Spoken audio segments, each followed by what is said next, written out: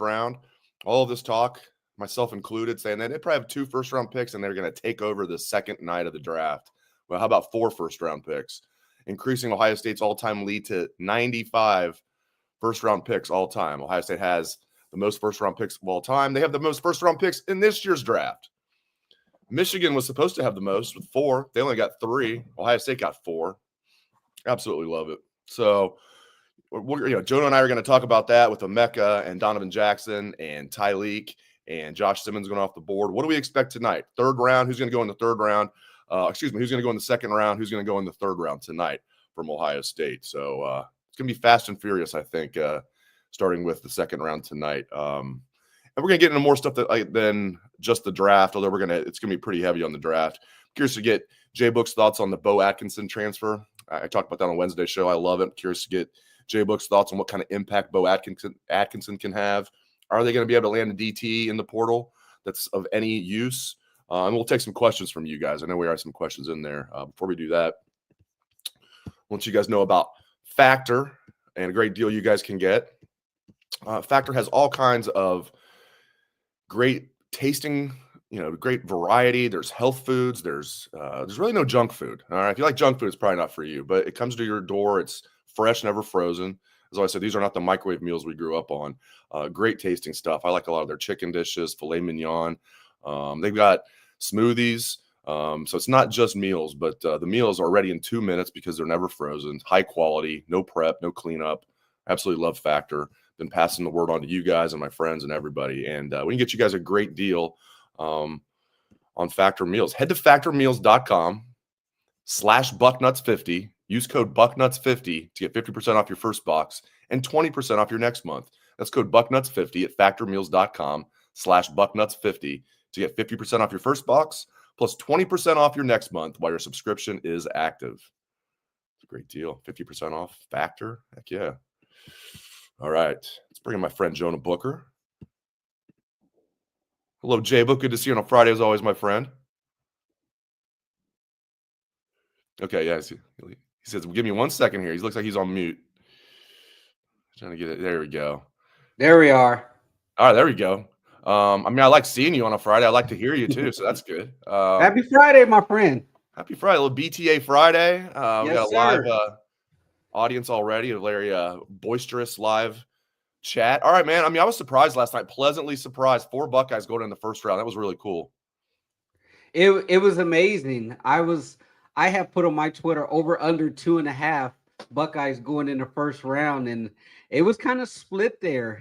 I think Tyleik was probably the biggest shocker going in the first round. I thought for sure, without a doubt, Tyleik was going to go in the second, but the Detroit Lions coming up with the first, I was like, wow.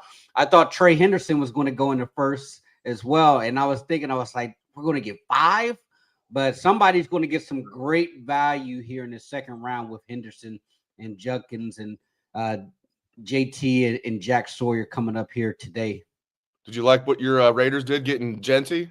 I did. I loved it. And there was some talk because there is a lot of discussion back and forth reading through like some of the Raiders beat writers. And there was kind of a couple people that were saying they may pass on Genty because they felt that they aren't in a place as far as an organization that they can go ahead and get an elite running back because they still need to build up their offensive line. But there was also another entity that people said they love Genty because with Pete Carroll there, they reminded him of beast mode when he was up in Seattle. And I guess Tom Brady was heavily involved with this since he's kind of part of the ownership there. But I like it. I don't think the Raiders could have went into next season with Zamir White as their running back 1. I think he's more of a complimentary running back. Now you got Geno there. You got a revamped running game. The wide receivers should be fairly decent, especially when you probably have one of the best tight ends in the NFL and Brock Bowers. So I like what they did. They still got a lot of holes to fill today. What about you, the Bengals? How you feeling about the Shamar Stewart pick? Even though, the tangible's there, but the production is really not there like you were hoping for at this stage with a first-round pick. You just answered the question for me. It's just a typical Bengals pick. Maybe for once it'll turn out where they take a It does seem like he's got high character, which I do like that. So it's not maybe a typical Bengals pick where it's a guy with supreme talent, but he's not productive and he gets in trouble. I don't like it because if you're that talented and Stewart's, there's no doubt he's talented. He's huge. He tests well. You have 1.5 sacks your freshman year. Okay. Yeah. You come back, you have 1.5 sacks your sophomore year. It's like, then you have your final year, your money year, you have 1.5 sacks. So you have a guy that is supposed to be really good at getting after the passer and all this that can't even get to the quarterback and maybe he had a decent amount of pressures. I don't like it at 17. I thought they should have taken the guy the Steelers got. The Steelers always draft well, Derek Harmon, the D tackle from Oregon. I don't like it. The Bengals, they think that they're smarter than people, and they're not. I don't like it at all. Yeah, and the one thing about Shamar is he was playing right next to Walter Nolan, who's also a top 15 pick.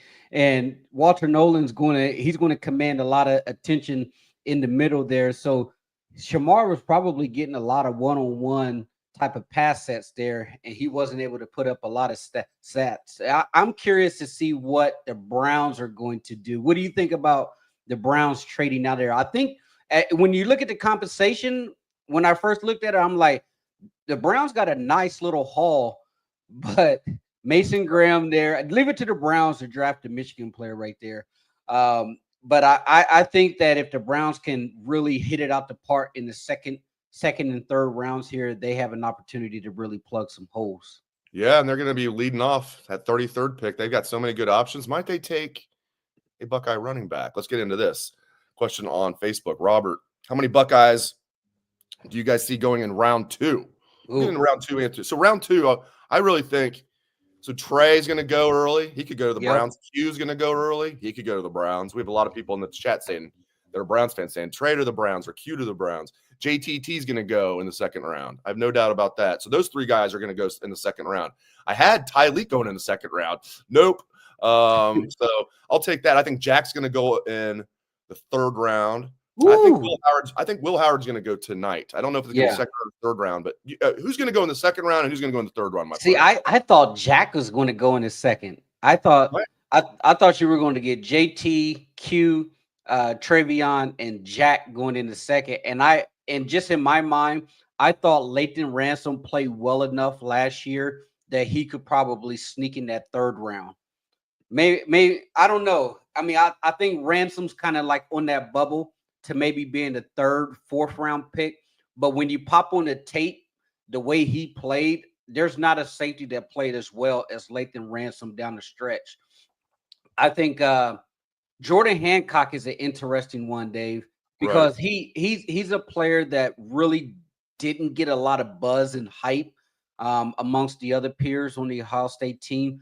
But boy, was he critical to that defense. His ability to play the corner and the safety position, that's a huge value in the NFL at the next level, considering the 53-man roster and the amount of injuries that pile up in the NFL. Having someone as versatile as Jordan Hancock, that's going to be a great value pick. So I'm curious, could he sneak in the third round? Because Hancock also tested really well. And that's the thing about him. So it's one of those picks to say, hey, this is a guy that can play on the outside. He could play on the back end. If we have injuries, he's tested well. He has great measurables. So could we see a Jordan Hancock sneaking into the third round? Today's going to be a great Ohio State day, Dave. I mean, this is the time where I wish Ryan Day was on the set, kind of sitting up there. I would love to see Ryan Day on that set next to Nick Saban and just talking ball. Because Nick Saban has the utmost respect, and I would love to see them have that conversation about Nick Saban's comments about Ohio State's pass rush being antiquated, and Day going up there and say, "Coach, what do you think about us in the playoffs?" Yeah, and Day handled that well, man. He it ended up well with the pretty well, still basking with the national championship. But when he was asked about that a couple days after Saban said it, he basically agreed with it. It was after the Oregon game, and he didn't say it like. I don't think we met with them like that Monday after, that was even if they won the game, I think that was scheduled, or was it Tuesday, whatever. Tuesday we have the Ryan Day press conferences. I should know this. I've been doing this a while. So we didn't have one the Tuesday after the Oregon game, that was planned all along. So it was like the next Tuesday. Ryan Day's finally asked about, hey, Nick Saban, did you hear Nick Saban's calling your pass rush antiquated? And Day's like, what do you think about that, Coach Day? And he's like, well, he's right. Basically, Yeah. I was like, oh, geez, I didn't expect him to say that. Right. And then, hey, what happened from there? The best defense in the country rose up and won the national championship. Yeah, man, I'm fascinated with some of these guys. I'm with you. I mean, Jack, a lot of people have Jack going, a lot of people doing the 3-round mocks or the 7-round mocks, like Dane Brugler, NFL.com. They'll have Jack in the 3rd round. I'm with you, though. But all these guys had Tyleik in the 2nd round. He went in the 1st. Jack is the one. He's the wild card. I think they have 3 second-round locks with Travion, Quinshawn, and Tuimoloau, Jack Sawyer. I'm with you on – I don't understand the Jordan Hancock stuff. Speaking of Brugler, and I talked about this on Wednesday show, Brugler and NFL.com, they have him as 6th-round picks. They have Jordan Hancock going in the 6th round. I get it. I understand that his slot corner is not as valuable as an outside corner, but we're not talking about Jordan Hancock going in the 1st round. We're saying, why is he going to – you're talking about 3rd day for him? Maybe 4th round I could get down with that. Like, Jordan Hancock to me would be a heck of a steal, like in the 4th or 5th round. I hope he goes tonight. Denzel Burke's another one that could be on the bubble tonight. Yeah. Lathan Ransom. I think Will Howard's going tonight. I want to get more of your thoughts on that. Cody Simon's probably going to go tomorrow, but hopefully he's another guy that can seen in tonight. Ty Hamilton, I've seen some people have him. That's the one that I was getting ready to say, Dave. Yeah. Ty Hamilton, because you think about his brother. When his brother came out of the draft, the older Hamilton, we didn't think, like, going into the draft, did you think he was going to go in like in the 3rd round? I didn't, because his production kind of said, maybe 4th, 5th, 6th type of round. He went in the 3rd round, and he has had a fantastic career. I think he even got a massive 2nd contract from Jacksonville. And they've been saying that they think Ty is better than his brother. We're going to see if the NFL personnel agree about that, because if they believe that Ty's better than his brother and his brother's had a stellar career, then Ty Hamilton, 3rd round, 4th round, maybe at the most. But Denzel's an interesting one, Dave, because you're talking about a kid who has the most starts as a defensive back in Ohio State history, had a very up and down kind of career, great freshman year, sophomore slump, great junior year, up and down senior year, didn't play well early on in the season, but stayed with it, had a really good finish towards the end of the year. So Denzel Burke is the one that a lot of teams are going to look at. I could see him being a pick to where some teams love him, some teams are kind of out on him. But Will Howard, that's the one right there, because I saw your tweet the other day, Dave, and you were saying, if you could bet that Will Howard would go in day 2, like, where can we bet that at? Because some people had him going, 4th, 5th, 6th, or something like that. And you and I have kind of been lockstep. Like, there's not a better quarterback who played as well as he did down the stretch. And you look at his accuracy, you look at his numbers, you look at the measurables, you even look at his quarterback knowledge. You look at the way he handled himself on Gruden, his recall process. Will Howard is going to be a steal for somebody. I mean, if you're the Browns or something like that, and you're the Browns and saying, hey, let's fill another need here in round 2, should we circle back at a Will Howard in round 3 if you're Cleveland? And don't they have 2 second-round picks now because of that? I like that trade they made. I mean, yeah. I know we don't like Michigan guys, but Mason Graham he's really good. He's good. He's really good. I know he's undersized, but, like, I know he's not Aaron Donald, but, like, those guys with wrestling backgrounds, I don't even care if they're, like, a little smaller.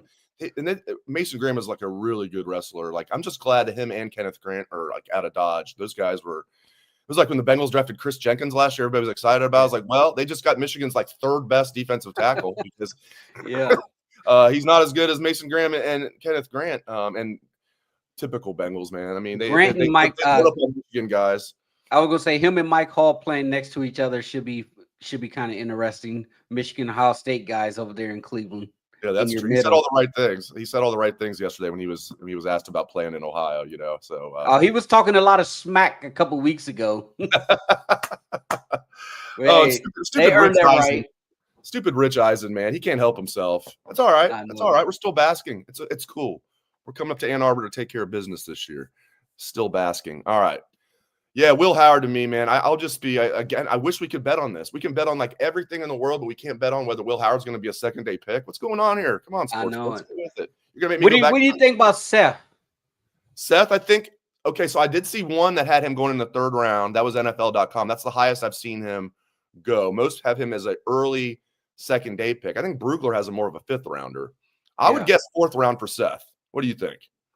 I mean, when did he tear his knee? It was late because I think that's going to be his medicals is going to be something that a lot of teams are going to look at. Like he's definitely going to have to start the NFL on the PUP list. Will he be ready to go by mid-season? That's going to be something that a lot of teams are going to be looking at, the medicals.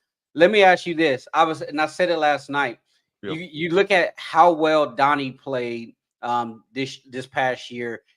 How good would this Ohio State offensive line would have been if they'd have had Josh Simmons, a 1st round tackle, Donovan Jackson, the 1st round offensive lineman, Seth McLaughlin, your Remington Award winner, and then you probably would have had a rotation of Carson Hinsman and Tegra at your right guard. And you think about how well Carson played, and then Fryer on your right side. Could you imagine how good this offensive line would have been if they would have been healthy down the stretch? There's no way they'd have lost to Michigan. There'd have been a whole different type of, because they'd have been locked in. The one thing about that Michigan game is they were shuffling offensive linemen going into that game. But if they'd have had that whole group healthy, whew. You know what's crazy, though? If that would have happened, that would have hurt this coming year's team, because all those guys like Carson Hinsman and Luke Montgomery that all of a sudden were like buried on the bench, missing in action, all of a sudden became like starters for the national championship team and played well. Do they have that experience and the confidence now to carry that in? I mean, Carson Hinsman just is carrying himself like a national champion would, right? Still basking. That's an excellent point, Dave. Yeah, I mean, it's crazy to think that. But it was almost a blessing in disguise if you look at it for next year's team, because they still won the national championship. And now all these guys, this offensive line, I'm really excited about. All right, we're going to talk much more about that. I'm also excited about Gooder sunglasses. You guys know I love Gooder sunglasses. J-Book knows I was rocking them there in Devil Stadium where the Angels play. I still think that's hilarious. It's not actually, it's Diablo Stadium, which is Spanish for devil, Diablo. I just find that hilarious that the Angels spring training home is Devil Stadium. Now, I get it. Tempe, the home of the Arizona State Sun Devils, and it's Tempe Diablo Stadium. I get it. It's still funny. All right. Gooder sunglasses. You got to be rocking Gooder sunglasses if you go to Diablo Stadium. Or J-Book got some cool sunglasses too. Probably not as cool as mine, though. All right. So Gooder sunglasses start just $25 a pair. So if you're like me and you lose your sunglasses all the time, you need to get with Gooder. They've got tons of cool styles for you. I like the Operation Blackout. Ladies out there, I think the Amelia Earhart Ghosted Me is a good option for you. Get multiple, because we're going to give you a good deal, and that includes free shipping. So that's right. Again, they start at just $25 a pair. Their expensive ones are like $35. So it's like basically between $25 and $35 each. And go to gooder.com and /Bucknuts. Use code Bucknuts for free shipping. Again, go to gooder.com /Bucknuts. Use code Bucknuts for free shipping. Here's my question for you. You going to have your Gooder sunglasses on when you go out to Las Vegas for the Big Ten Media Days? You know I will.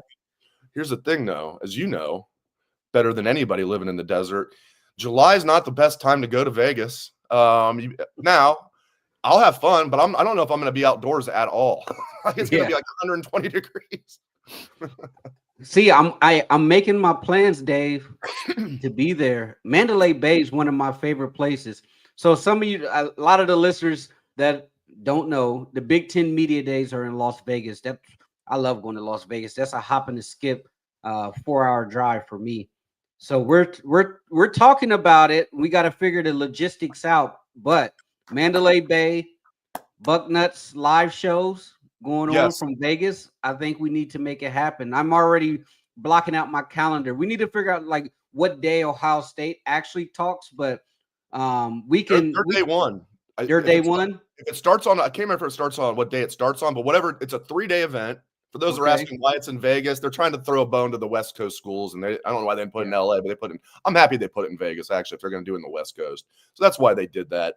So Ohio State, it's a 3-day event. Ohio State goes on day one. I'll have to look up the exact dates. But man, I'm excited that you're probably going. That's awesome. Well, here's the thing about Vegas, and I go to Vegas quite often, Dave. Mandalay Bay, it does have the beach and the outdoor wave pool. So yes, it's hot, but you got also your outdoor bars and all of that stuff, and it has the wave pool and stuff to take a dip to cool down in. And the thing about Vegas is you really don't have to go outside a whole lot because everything's kind of connected. You can pretty much get from Mandalay Bay all the way down to the Bellagio without really going outside a whole lot. You probably got to take the tram.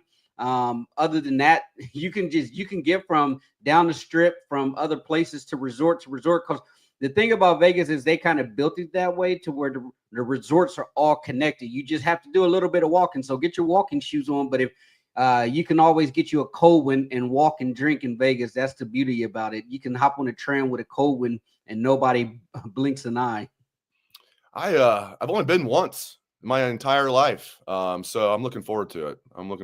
This is definitely be a little bit different than Indianapolis, or Chicago, where it's always been. It was in Chicago for years. Then they went back and forth for a while. Now it's been in Indy for a long time. This is going out to Vegas. All right, important question here for J Book. Brutus B Buckeye says, Dave and J Book, when should we stop basking?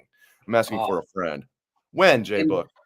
We keep basking all through the spring, all through the dog days of the summer, and then at that point, once we get ready to kick off, then it's time to start gearing ahead for the next season. But right now, enjoy it, my friend. Enjoy winning that national championship.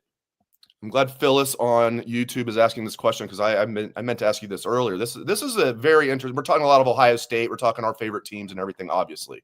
But Shador Sanders slipping out of the first round, that is, geez. Those of us that might have had an over bet on 2.5 quarterbacks going in the first round, we're not pleased to see that. But if it meant Ohio State getting 4 instead of 3, I'll take it. Might the Browns get him at 33? I don't think so. I think the Browns are gearing up to get their quarterback next year. Your thoughts on Shador slipping out of the first round, and where do you think he's going to go tonight, roughly? I was mildly surprised. I do think that, especially in the NFL, teams are so quarterback needy that I thought somebody would probably kind of overreach for him.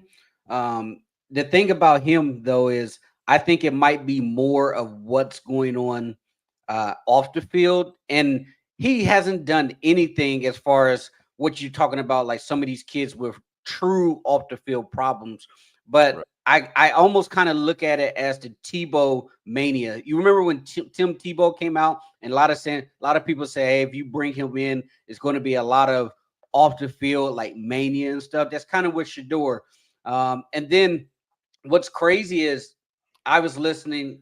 Might have been not Dane Brugler, but Daniel Jeremiah's podcast or something like that, and they were saying that a lot of teams, when they interview him, coaches that may be on the hot seat, the one thing that a cloud over his head is if that coach is not successful and they're not utilizing him right, the cloud over the head of a coach that may be on the hot seat is, well, we're just going to bring his father in as the head coach.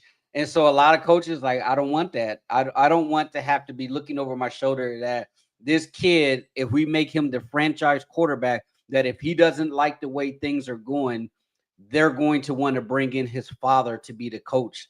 I mean, that's something that supposedly some people within NFL circles have been saying to the NFL podcasters. But who knows? I think he'll go here in the second round. But I'm surprised. Could Cleveland pull the trigger here? They need a quarterback. I mean, they got the opportunity to get him. I do got a trifecta bet going. I think I had, as far as the quarterbacks, I had Ward going 1. I had Dart going 2, Sanders 3, and Milroe 4. As far as the quarterbacks being drafted. So fingers crossed here. If that'd be a nice little ticket. I did have Egbuka going number 2, wide receiver, and then the Texas wide receiver going 3rd. So I did hit that one last night as well. So we're going to see. I think I still need Luther Burden. I need Luther Burden to be the next wide receiver. If he comes off the board, then that's another ticket I'm cashing tonight. We might look back on this as a good thing for Shador Sanders. It might sound crazy right now, but if he goes to a good team, the pressure, you're not the first round pick. Now you got that chip on you're the second round pick. Maybe it's humbled you a little bit. Yeah, man, I read a story on ESPN.com this morning. I think they posted it late last night. It's on ESPN Plus, but on ESPN.com, where they were talking about why Shador slid. And another reason is he interviewed really poorly. Like a lot of the unnamed execs are saying, he came in and very entitled and just didn't interview well. So, but as you mentioned, I know who he didn't interview well with. Who's that? Giants? The Giants. Yeah. Tom McShay had it on his final podcast. He finally released who it was. And Tom McShay said he had a horrible interview with the Giants. And he said there is no way that the Giants will be drafting Shador based off the way that the interview went. And he nailed it. McShay said that the Giants were going to trade up back into the first round to get Dart. So he's it's kind of funny because Tom McShay stuff, when you listen to it, he's been on the money. It's almost like when he broke away from Mel Kiper. And then Tom McShay and his new partner, they've been knocking it out of the ballpark as far as their picks and the information that they've been getting. But yeah, they said that they did not like the way he handled that interview process in New York. And the crazy thing about it, didn't Shador wear like Giants cleats in one of their games or something like that? Because he was saying that he was going to be picked by the New York Giants throughout the season or something like that. It was crazy. Jeez, and that's like adding insult to injury. The Giants it passed on him twice, really, because then they trade back in the first round to get Jackson Dart. I don't know, man. I've heard people talk bad about Dion. Now, I full disclosure, I've always liked Dion because I just have always liked him. Even before he played for the Reds, I liked him just as a football player. I've always liked Deion Sanders, going back to his Florida State days. And I want to remind people that are critical of Dion. He took over a Colorado program that was 1-11. His second year there, they go 9-4, and they finished in the top 25 and really competed for a Big 12 championship. So, and he's added a lot of money to it. So Dion's doing a great job with Colorado. Okay, question here, and then we'll move on to Bo Atkinson. Basic intuition on YouTube. Do either of you think Josh Fryer or G. Scott Jr. gets drafted? J-Book, what do you think? This is the question, Dave, that you and I have been talking about for several weeks. These two guys, Fryer and Scott Jr., they're going to make or break if Ohio State breaks the record for most draft picks. I think Scott might be a guy that sneaks in there. Fryer, I don't know. I do think that Fryer is a lot better than a whole lot of these small school offensive linemen that these teams are trying to take a flyer on. Josh Fryer is better than, when you're talking about the 6th and 7th round, you're talking about the 40th or 50th tackle or something like that. That's probably off the board. Josh Fryer is better than a lot of those guys.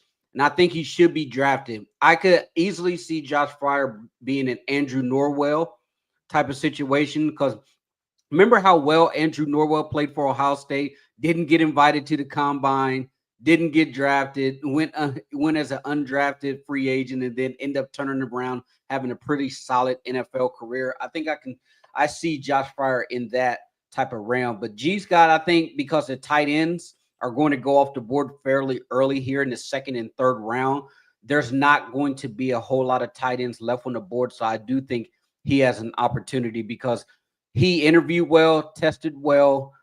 He did play really well down the stretch. The one thing that's going to be a knock on him is he was never a primary focus for Ohio State's offense. They never focused on the tight end.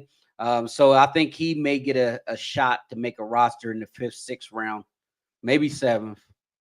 Yeah, it sounds like the odds are against them if you trust Brugler's 7th-round mock and the one I've been referencing on NFL.com. Those are the 2 7-round mocks that overall I like. So I obviously have some problems with them, but they both pointed out that it's a weird year because you have 2 COVID classes still, and you had more underclassmen declared than last year. So those two things coming together, they're saying guys that would normally be 6th or 7th round picks will probably be priority free agents instead. Those guys that get calls right away and get probably $15,000 at least to sign, maybe more. So it sounds like in a typical year, G or Josh would get drafted, but they might be undrafted free agents this year. I hope not, man. All it takes is one. And I'm convinced all 15 guys that went to the combine are going to get drafted. One of those guys gets drafted, they break the records. Let's just hope. Let's hope. Here's where I'm at with it, Dave. Selfishly, I want them both to get drafted because they can break the record. However, if we get to the 7th round and those guys haven't been drafted, it's actually probably better to go undrafted because at that point you become a free agent and then you and your agent can try to find the best fit for you. You can choose to try to make a roster. Now you can start looking at depth charts and kind of look at what that team has and doesn't have and try to pick your best landing spot to make the roster. So best of luck for those two guys, man. I mean, it would be it because you see the Ohio State social media team going nuts right now. If they break this record, the hype and the buzz is going to be through the roof. All right, Bo Atkinson. I can't wait to it took me over a half hour in the show to ask you about him. I love this get from North Carolina. It's almost like a luxury item because they were okay at DN, but now I really like the depth at DN because you got Caden Curry. I think Bo Atkinson coming here as a starter. I don't know who that pushes out, but you still have Caden Curry, Kenyatta Jackson, you got Bo Atkinson, you got Logan George, who they like.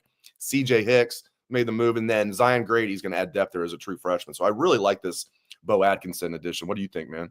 Love it. I love it. I love it. You got 2 6'6" defensive ends and him and Kenyatta Jackson. So you got the towers over there. I think that when you look at the defensive end position, this addition probably hurts CJ Hicks a little bit more than helping them because I think they were going to probably really unleash CJ, but now you really solidify that position. I don't know how many swing of the bats you're going to get there. I think he could be a situational pass rusher to really wreak some havoc. They still got to figure out the defensive tackle position. I can make an argument, Dave, that Tywone Malone might be a very important piece to this football team because here's my logic. When you look at the starting tackles with Houston and K-Mac, feel great about those two. The next after that, you're like, I don't know. But if Tywone Malone steps up and he really takes his game to the next level, and you solidify, we got a third defensive tackle, and Malone's he's 300 plus. If he plays well, my goodness, that does a big sigh of relief. Like we can actually rotate our defensive tackles and not feel like a massive drop off is going to happen. So I do think that they should try to get a defensive tackle in the portal. I don't know. I mean, there's been some lower level guys that they've been looking at. The Syracuse guy sounds like the bidding got a little too high for their taste with Texas. That defensive tackle, they were after him. But if they can get at least Tywone Malone playing at a high level, it will definitely give everybody a step back and it's like, we can breathe a little bit. I would tell you what, though, Dave. If I was Hero Canoe, I'm back in the portal going back to Ohio State because I think Hero Canoe got done dirty here. Today's the day. Today's the last day of the portal. Yep. Yeah, I mean, Hero, he left there thinking it's like, wow, I'm going to get an opportunity. They sold him on being able to play right away. And as you sign there, boom, they signed 4 other defensive tackles out of the portal. He would have been better off staying at Ohio State and potentially getting starter minutes than going to Texas and being in an absolute battle with 5 defensive tackles that overall from the portal, as well as a few of the guys that they have returning on top of a couple of the freshmen that they're really high on. He would have been right there in the mix because if you think about it, Dave, if Hero would have stayed, because everybody saw that he was kind of on that growth pattern. Like, hey, he's ticking. His time is now. He's been in the program. He's gotten to the point to where he's at a playable weight. He's stronger. Now you can really take that next step with him. He would have been getting a lot more minutes at Ohio State than what he's probably going to get at Texas. So, hey, like you said, one more day. Canoe, if you're listening to this, come on back home, buddy. We'll welcome you back with open arms. That's right. It wouldn't be the first time a guy's changed his mind. And although usually you don't enroll, then come back. But, hey, we'll take you. He was a nice guy. And you know what I thought it was? Yeah. I thought probably he was just getting a better NIL deal or something like that. But like, I forgot the rule that foreign students can't, students on a visa cannot earn NIL money. Right. You can't have a job of any sort unless it's like an on-campus job. Now, I thought maybe Hero didn't count for him since he went to high school in the United States, but so I don't know what he was thinking going to. So it had nothing to do with NIL. He just decided to go to Texas, and they get, as you said, a total of 4 D tackles in the portal. Come back home, Hero. Come on. He was on Twitter last night cheering for all the Ohio State players getting drafted. It was funny because the fans were in the comments like, "Come on, man, just come on back home." Let bygones be bygones and get back in there in that room with Larry and let's go to work. That's right. That's right. All right. Great stuff, my man. I kept you a little longer than I would intended to, but enjoy the second and third rounds of the draft tonight. Thanks as always, Mr. Jonah Booker. I appreciate it, my friend. All right. Talk to you next week, Dave. Yes, sir. BTA Fridays with J Book. I absolutely love it. I'll get to a couple more of your questions here in a second, and we'll wrap up the show. Before we do that, I'll let you guys know about my friends over at Mando. Mando whole body deodorant will be your new best friend. Mando is clinically proven to control odor for 72 hours, safe for the whole body, pits, feet, and everywhere in between. Stop odor before it starts. It's American made. American made. It's available in 4 cologne quality scents. Pro Sport is my favorite, but I also like bourbon leather. That's what this is. You can't really go wrong with Pro Sport or bourbon leather. Mando's starter pack is perfect for new customers. It comes with a solid stick deodorant, cream tube deodorant, 2 free products of your choice, and free shipping. Luckily, I have a discount code to help you get hooked on my favorite smelling whole body deodorant on the market. New customers get $5 off a starter pack with our exclusive code. That equates to over 40% off your starter pack. Use code Bucknuts at shopmando.com. SHOPMANDO.com. Use code Bucknuts at shopmando.com. To $5 off a starter pack and free shipping. Then you get that starter pack and you get all that good stuff. You can try it out and you're going to see why Mando is awesome. All right. You guys are awesome. So I'm going to try and get some of these last minute questions. Rick on Facebook. We picking up another kicker. They're looking at it. They're looking at the Ball State kid who's from Centerville. Has Ohio State ever had a kicker from Centerville before? Oh, just the best kicker in Ohio State history, Mike Nugent. With all respect to guys before my time that I didn't see, like Vlade. First of all, I know Vlade has, can make a deli sandwich with the best of them. And I know he was a heck of a great kicker for Woody. So no disrespect to guys before my time, but during my time watching Ohio State football as a fan growing up and then my time covering Ohio State football, and Nugent kind of was both of those. I was still kind of a fan in 2001. I wasn't on the beat till 2002.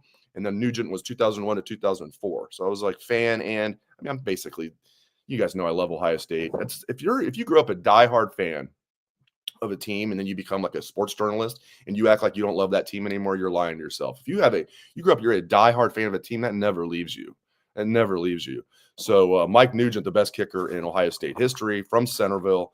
And now this kid who has 2 years left, he went to Ball State, he kicked as a true freshman in 2023, did well.